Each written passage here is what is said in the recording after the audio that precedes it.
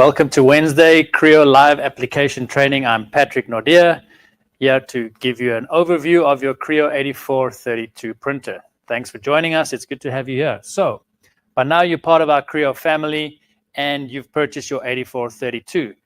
What I thought I would touch on today is a few things or common issues or things that are good to know once you're working with your Crio printer every day. So let's talk about where you power the printer on. In the front at the bottom here, once you've plugged it into the circuit, you put on the power button. It'll then go through a set of processing and you'll see the screen light up. And then once the printer is ready, it'll be in a ready state with a green light at the top. Then what do we need to know? We need to know where to load the paper. So you have two ways in loading paper. With the transfer or garment industry and the Crio printers, you really will print through your manual tray or an MP tray, which opens and folds forward, and it pulls out in the front like that. To take 11 by 17 size paper is the maximum size. And then today what we're going to do is we're going to show you how to print a page, and then I'm going to forcibly make that paper jam in the fuser unit and then show you how to remove that. This is not a common issue, but I'd like to just get you aware of the process of doing this and just talk about where the toner cartridges are placed, etc. So it's always good to know. The second place you will load your paper is in the bottom tray or tray 1. It pulls out. It can slide all the way out like that. And then make sure if you're ever using this bottom tray, which generally you will be using for normal Windows printing through the print driver, not through the RIP software, and you want to line up your paper with these blue guides. So we're going to go ahead and place that back in the printer. Take some of this copy paper out. And let's go ahead now and we're going to open up the front panel, which will then expose the lid of the printer, and that is where you'll find all your consumables. So there's a little lever on the side that flicks forward, and we're going to press this gray lever over here. If you're standing facing the printer, it's on the right-hand side. Real easy. And that'll expose the lid of the printer and let's say the internal guts of the printer, which is your toner cartridges, your transfer belt, and your fuser unit. So these are all consumable items that come standard with your printer. Take note, you get a white toner and drum unit, and you get cyan, magenta, yellow. So this is a white toner printer that prints full color and white at the same time by the use of your RIP software. Right. I'm going to show you how to remove these toner cartridges. I'm going to refer to them as a toner cartridge right now because it is inside the printer as one. And I will show you that once your toner is empty or depleted, you can actually remove it and replace it with a full one. So real easy. It's easy if you're standing in front of the printer facing the cartridges, and you're just going to use two hands and you're going to lift it straight up. Real easy. You can take note as I slowly turn it like that. You will see that it has legs on it, and it has, let's call this a green drum unit or a photoconductor. This is very light sensitive, so you don't want to leave this exposed to direct sunlight or UV light, and you also don't want to be touching the green drum with your fingers or scratching it with anything sharp. What would then happen is, should you have done that in the past and started printing again, you will possibly see on your sheet, you will see a repeat of a finger or a scratch mark or a hole. So just be very careful when you are working with a drum unit. You can then just slowly tilt it over and place it down gently onto a flat surface. Because it has the legs, it is safe to do so. I'm just going to shift this back. So what if we woke up today and we were starting to do a few prints, and then our printer said to us, hey, I need toner. That is the toner level on the screen would have gone to 0 and said toner is empty. The printer, however, is a real smart machine. It gives you a warning of, I think, 10%, 10 to 15% of toner remaining. It'll start saying toner low, cyan, or magenta, or whatever the color was. So today we want to change the toner cartridge. Real simple. The gray unit is the toner cartridge. It's kind of like a fuel tank that you would be imagining you're going on a long trip. You would have a full fuel tank now put into the engine of the car, which is kind of your drum unit or imaging unit they refer it to. So the blue lever on the right-hand side, you will see you move it towards yourself, and then you slowly, from the right, you lift it up. Notice the angle I'm going like that, and you move it away, and there it comes out. So this is now commonly known as a toner cartridge, and it contains a microchip in it. So you cannot just buy toner and fill it with anything. In case you've run out, you need to be purchasing the original supplies and putting them into your Crio printer. Also to take note, this is a total dry process. Okay, once I have that on my fingers, I can merely just rub it off and it's gone. So it's not like an ink or a wet process that has to dry. So once you've printed on the paper or the film, it'll go through the fuser unit and it is totally, let's call, melted onto the application of the film or the paper. Okay, so you'll see I've removed that. I'm going to replace it. But before we do that, I just want to see if we can zoom in here. Okay, so inside there you will see we've done the cyan or the blue toner and drum unit. You will see all the toner is still there, and it's also nicely noted with a C on the end there to show you you're using and working with a C and with a C. So the manufacturers at Crio were really smart. They made sure that they labeled the product correctly to go in the right drum unit. So you may be thinking like, oh man, who's going to do that? It happens. We've had clients in the past where mistakenly they weren't concentrating or whatever, and they put a black toner into a white drum, and then it's a problem. So you then need to replace both units. So just take care. You never want to be forcing your toner cartridge into the drum unit, and make sure you line up the letters of the colors into there. So we're all set now. This toner and drum unit, you notice that it was full. All the toner from the cartridge actually feeds down into the drum unit. So when your cartridge is empty, you've never lost toner. It's sitting inside this drum or imaging unit. So just be mindful. Don't worry when it reaches zero. It's actually in the bottom here still, so you're all good. Okay, so from the left, same angle, I guide it in, put it down, and this blue lever I'm going to push forward again. So you'll notice it's now locked into position, and I'm going to pick it up, and it's ready to go back into the printer. All right, so let me talk about printing with no white cartridge. With the Crio printer, we give you the option of also being able to do CMYK printing if you want to do it with no white for garment printing, or even if you want to do normal Windows printing, cardstock, things like that, where you don't require your RIP software, you would then be able to purchase a black toner and drum, and it'll look the same. In this instance, is now with a K. K meaning black in the print industry, right? And I'm going to now show you how to change the black cartridge within your printer. So remember now, today we wake up, we decide we don't want to be printing white. We want to print black with full color. We're then going to open on the side, press the lever on the right,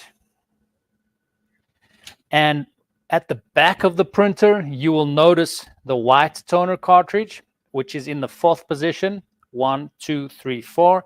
We're going to go ahead. We're going to take that out with 2 hands, and we're going to place that down on a flat surface, remembering it's got little legs to stand on.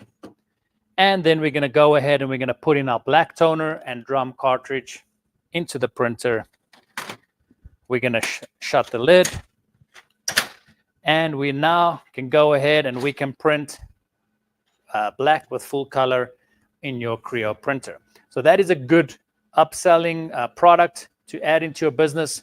You can reach out to your dealer to find out more about that. Okay, let's talk about the transfer belt and how to access the transfer belt. These normally last about 80,000 pages, which is a lot of t-shirts and garments. Same process. We're going to, from the front of the printer, open it and open the lid. And I want you to zoom in here at the top. We've got these 4, let's call them lamps. They call LED or LED heads. And what those do, they create the image onto the drum, and then from there it goes onto the belt and onto the transfer film or paper. Should these ever be damaged, you have a 2-year warranty on your Crio printer. Just reach out to support, but it's highly unlikely that they get damaged. But the beauty about having your Crio, we cover you. You've got the 2 years of trouble-free, zero maintenance on your printer, and that is one of the benefits that we love about our Crio. So, knowing that we want to get to our transfer belt, we need to remove all 4 of the toner and drums. I'm going to power out my printer in the front, and then I'm going to remove all 4 toner and drums. We're going to go cyan, yellow, magenta, and then I currently have a black cartridge in there, or a white can go in there. And then you will notice from the top you have your transfer belt. There's 2 little levers that we will turn, and we will lift it up by the blue handle, and it comes out. So that is how you would remove your transfer belt. This is also a consumable item. Once you reach 80,000 prints, you will be needing to replace this product. Okay, to put it back in, real easy. The gears line up, and then we need to be locking it into place with the blue levers. You'll notice that everything really that you as a user are going to work on is kind of coated in the blue, like the levers and the little knobs and the handles. So that is kind of where you want to be touching. Once you've replaced that, it then is ready for you to put the toner cartridges back. While I have that exposed, and then I'm also going to do a force fuser jam and show you, if you ever have paper get stuck in your fuse unit, just some what to do and what not to do. While these drums and cartridges are out, we'll focus on taking out the fuser unit. Remember, it gets really, really hot, so we don't want to be touching it on the inside with our fingers. On the left, there's again a blue lever that flicks forward. Printer is powered off, so we never want to be working on the inside of the printer while it's powered on. You rather switch it off. And then it's like a briefcase. It's got a handle on it. It lifts straight up, and then I will bring it across here to show you. This is what's known as your fuser unit. You can see the blue lever here that I unlocked in order to take it out. And then inside here, these are your rollers that feed the paper through.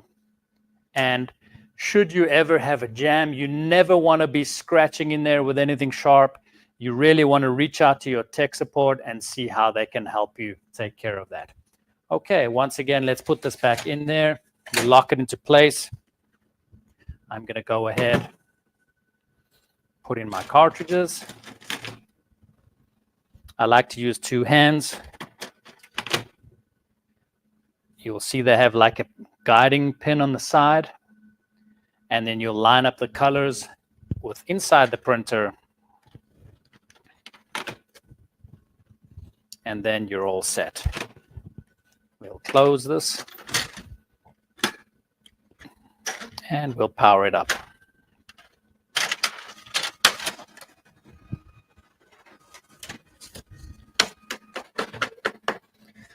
So a brief overview, we showed you how to load your paper and where the tray is, manual tray, and then tray 1, how to power it up, and then how to remove the imaging unit, which contains a cartridge in it. And should that toner cartridge be empty, I've shown you how to then take that out, which is a great thing to know. A lot of new users are a bit afraid of touching this product and the consumables. Don't be afraid. Remember, zero maintenance, dry process, simple, easy to use.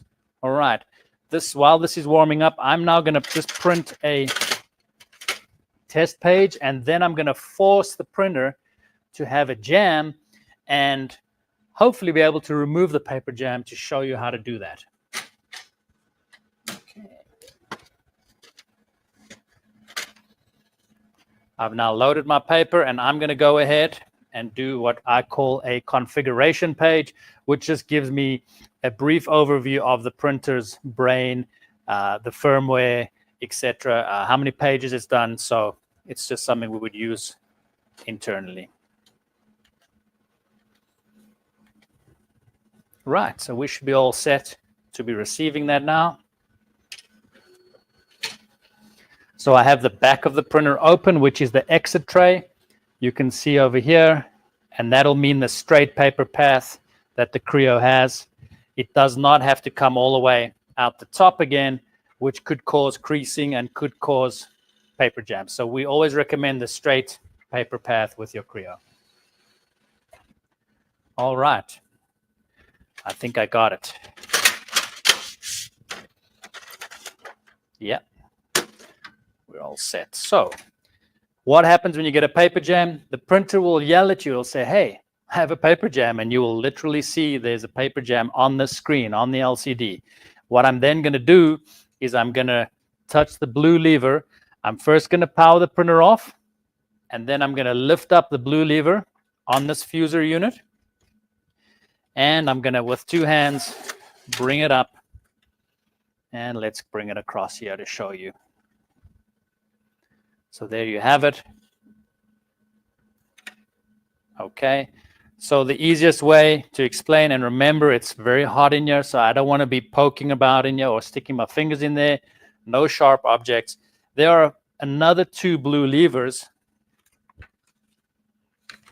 that I will lift up, and you'll almost feel it's releasing your two rollers. You've got a lower and an upper roller. One creates pressure, one creates heat, and you want to release those rollers. And then once you've done that, the same direction the fuser was in the machine and the paper was feeding, which is forward, you want to pull that page in the same direction. So we want to pull it this way. We don't want to go that way. And once I've lifted these two blue levers, take a look at that. Real easy, simple to do. And we will then go ahead, put the two flaps down, lock it into place, and we're all set to continue printing. So that is pretty much a good overview of your Crio printer and the internal guts of the printer I like to use. And it's really simple. Remember to have fun in it or fun using it. Reach out to us if you have any questions. And thank you for joining us today. We appreciate your time.